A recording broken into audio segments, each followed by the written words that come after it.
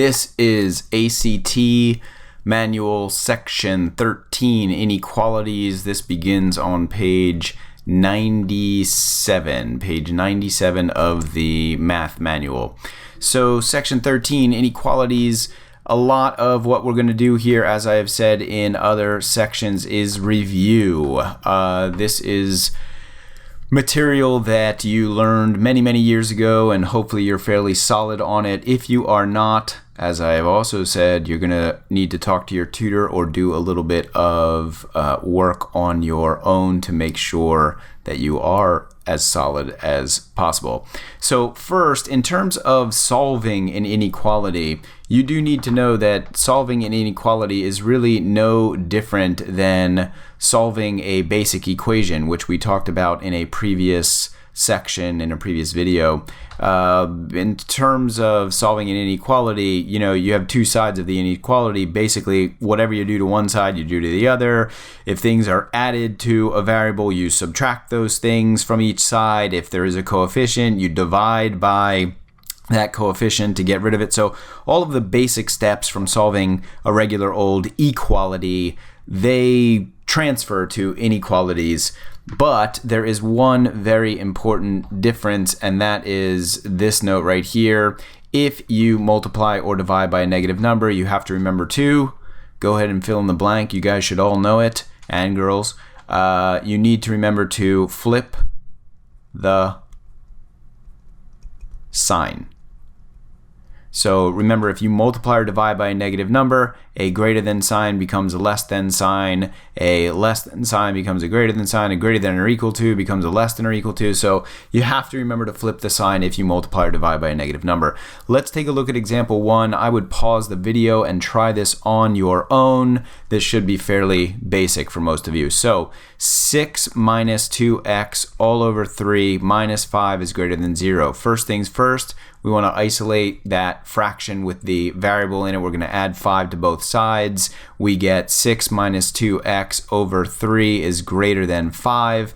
We're going to multiply both sides by 3, multiply by 3, multiply by 3 to cancel that denominator. We get 6 minus 2x is greater than 15. We are going to, I'm going to take away this 6.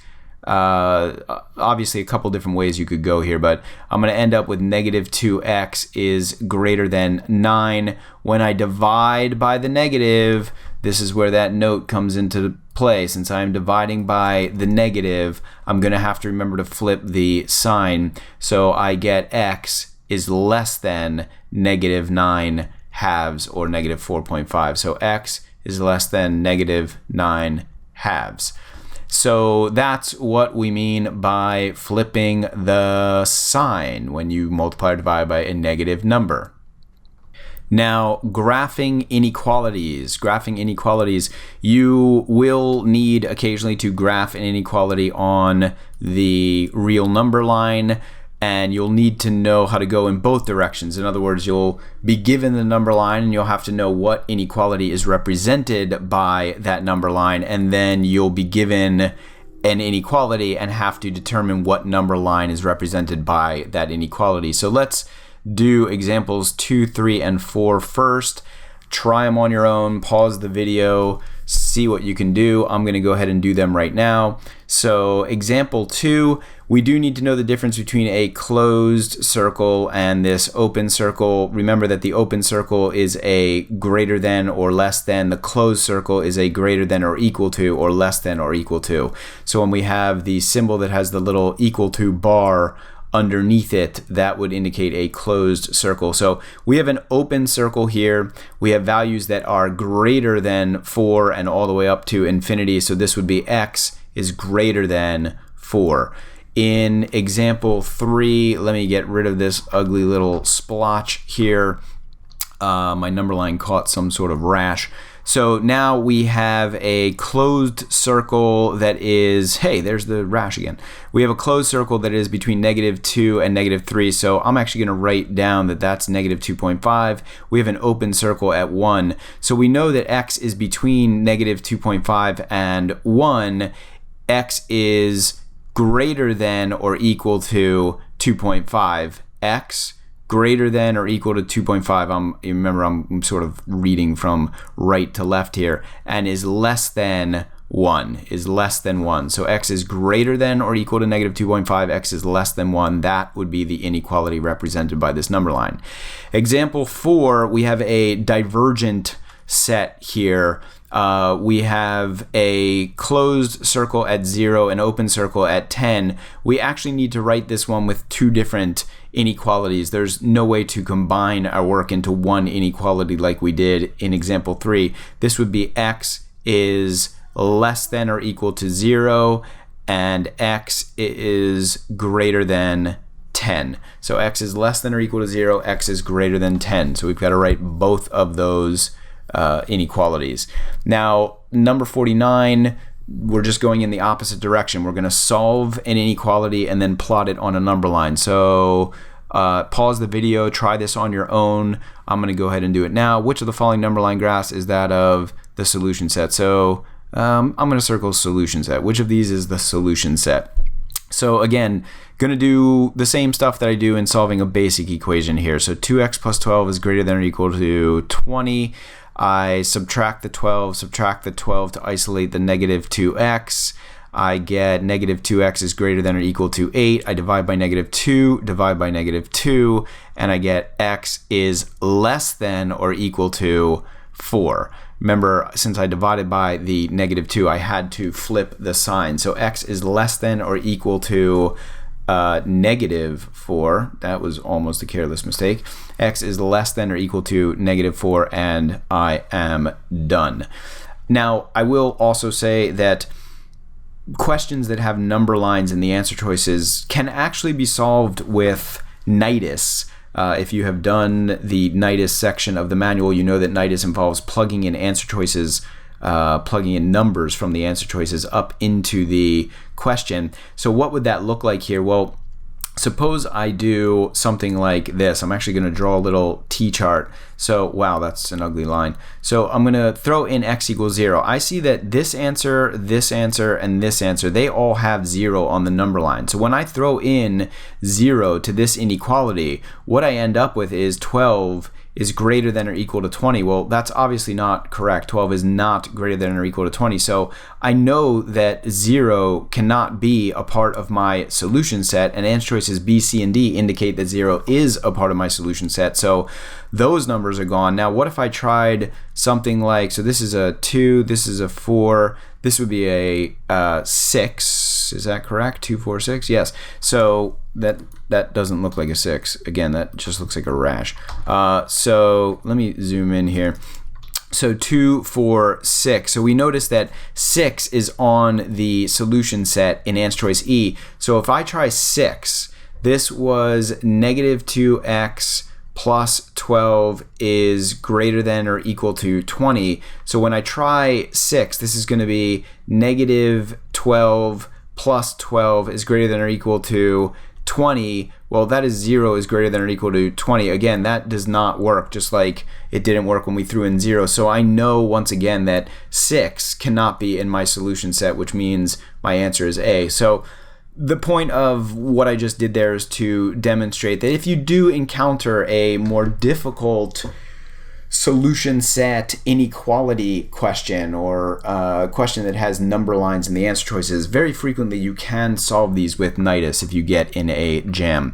That is it for page 97. Now page 98, graphing inequalities on the XY coordinate plane. So we just talked about graphing inequalities in a single dimension, in other words, just on the real number line. But we can also graph inequalities on the coordinate plane, in other words, in 2 dimensions with an X and a Y. And when that happens, usually the trickiest part of these, or the biggest concern, is where we have to shade, because we will have to shade these guys. It's sort of in the same way that we have to bold or shade the number line when we plot on a number line.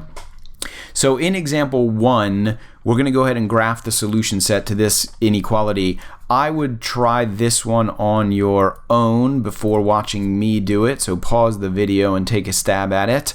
I'm going to go ahead and do this now. So the way I'm going to plot this is I'm first of all going to pretend for a moment that this is just a regular old linear equation rather than an inequality. So I know that my y-intercept is 1. That comes from this value here, and my slope is -1/2. So that is a rise over a run of 1/2, but it's negative. So a rise of 1 and a run of 2, but it's negative. So my line is going to look like, this is difficult to draw, so I am going to do it like this. So my line is going to look something like that. Yeah, that's good enough. So now what I need to figure out where to shade. And since this equation says that y is less than this line, so remember this line has y values on it. There's a y value there, and a y value there, and a y value there, and there, and there, and there, and all over this line there's y values. There's x and y values. And we are talking about the solution set of all of the y values that are less than the y values on that line. So I am actually going to be shading everything below that line. Now, you might remember from school that this just looks like a bloodbath here, but you might remember from school that your teacher may have told you to pick a point on one side of the line and figure out if that point works in the inequality, and if it did work, then you shade on that side, and if it didn't work, you shade on the other side. You can do it that way as well, but I will also say that generally when you see y is less than and then a linear equation, you're shading below the line, and when y is greater than, you're shading above the line. And the ACT fortunately does not get that much more difficult than that. Now, x is between -2 and 1. So first of all, again, consider the equation x equals -2. So I'm basically just taking this half and I am replacing the less than or equal sign with an actual equal sign. Some students do not realize that x equals -2 is a vertical line here. And actually, I just drew that dotted, but it technically, since we have a greater than or equal to, it should be a solid line. On the ACT, I've never seen them ask students to know the difference between a dotted and a solid line, so I wouldn't worry too much about that. But if you want to know, the dotted line will represent a greater than or less than, or a less than or greater than, and then the solid line will be a less than or equal to, or greater than or equal to. The equal to makes the line solid. The lack of the equal to makes the line dotted. So the line x equals -2 is this vertical line here at x equals -2. The line x equals 1, the right hand side of this, is this vertical line at x equals 1. And what this inequality is telling us is that x is between those two values. So I would just shade between those two values. That is my solution set.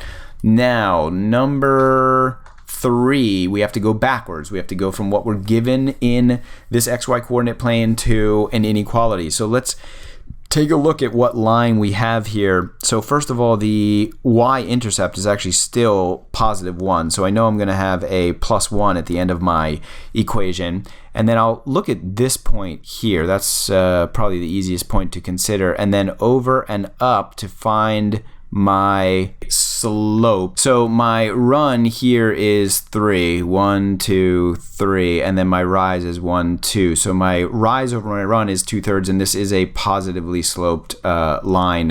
It is going up and to the right. So 2/3 x plus 1. Now I have a y. Now I need to figure out what goes in between the y and the rest of my equation, and what will go in between is a less than or equal to, because remember I've shaded below the line, and I just mentioned that's going to be a less than or equal to. We have a solid line, so it's an or equal to.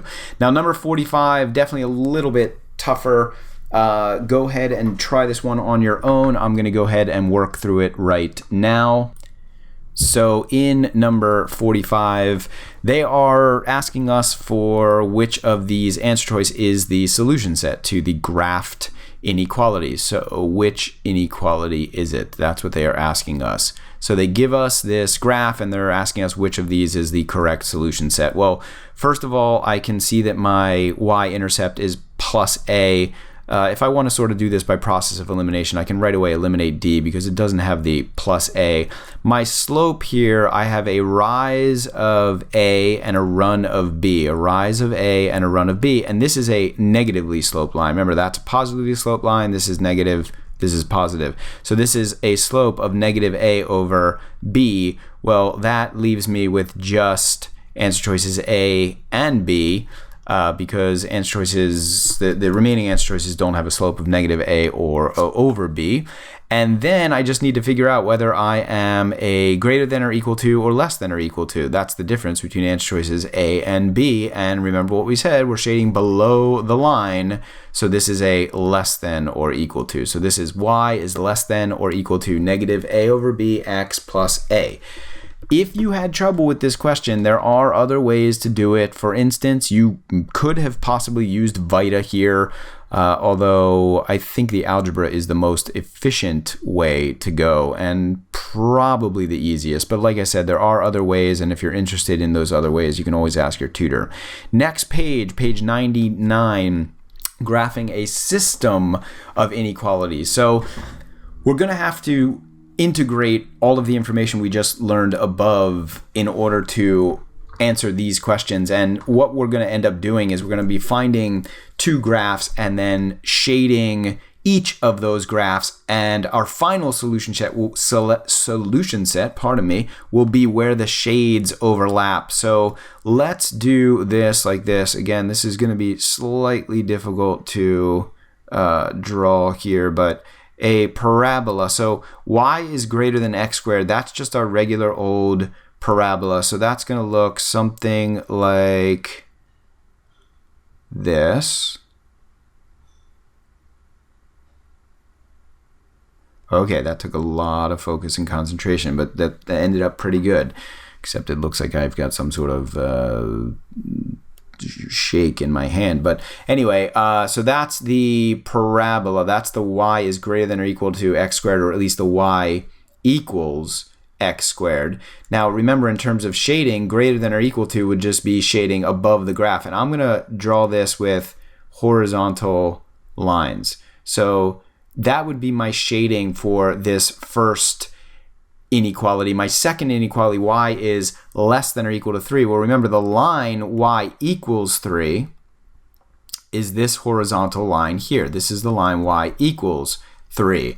And they are telling me that I am less than or equal to that. So I'm going to shade all of this stuff here. Now, the final answer to this question, the overall solution set, is where my crosshatch is. In other words, it's all in this area here. It's where the two solution sets overlap. So the solution set to this system of equations would be this little U-shaped area inside the parabola and underneath the line y equals 3. Hopefully that all made sense. In example 5, we need to go backwards. We need to take what we are given on the graph and we need to figure out what inequalities produced that bounded shaded region. So let's start with we'll start with this guy down here. So we have a horizontal line. This little segment from here to here comes from this horizontal line, and that horizontal line is y equals -3, and we're shading above that. So this would actually be y is greater than or equal to -3. So again, we've got one boundary coming from this line here, and we've shaded above that. So we've got y is greater than or equal to -3. Now we have another boundary being made from the y-axis itself and from this vertical line here as well. And we're shading between those. Well, remember this vertical line, the y-axis actually has the equation x equals 0, and this vertical line has the equation x equals 3. We are at an x value of 3 there. Vertical line has the form x equals some number. So that is the line x equals 3. And we're between those two values. So 0 and 3, x is greater than or equal to 0 and less than or equal to 3. Now we just have to figure out this last boundary here, which is made from this line. So let's take a look at what that line is. This is going to be a y-intercept of 3, and that's a positive, and the slope is there's a rise of 3 and a run of 3 from this point to this point. So the slope is 1, but again, this is negatively sloped. It is going down that way. That is negative. This is positive. So this is a negative 1x, which I'll just write 1x, and we are shading underneath that line. So this is y is less than or equal to negative x plus 3. Again, I understand that might have been a little bit challenging if you have not recently done this in school, or you are not you don't feel so proficient with stuff like this. If you need further clarification or you have questions, ask your tutor or do some research on your own. That is basically it for inequalities. So again, we just talked about how we solve them and the little flipping the sign trick we have to do, how we graph inequalities on number lines, on real number lines, how we graph inequalities in two-dimensional space, and how we move back and forth between being given the inequality or the system of inequalities and then graphing it, and then being given the graph and having to come up with the inequalities themselves. That is all.